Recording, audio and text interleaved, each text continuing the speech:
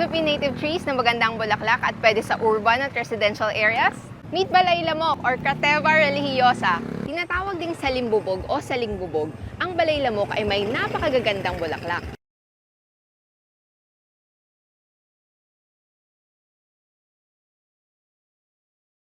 Kaya balay lamok ay hindi dahil binabahayan siya ng lamok.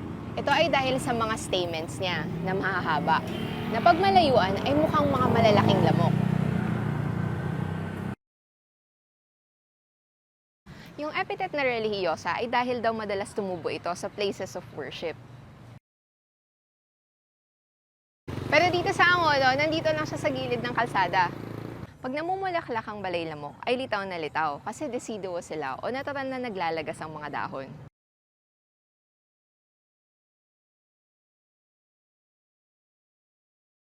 Ayun, ipakilala din natin sa iba ang balay lamok at ang iba pang Philippine native trees by sharing this original video and not grabbing it without permission. Ako si Celine and see you sa next videos.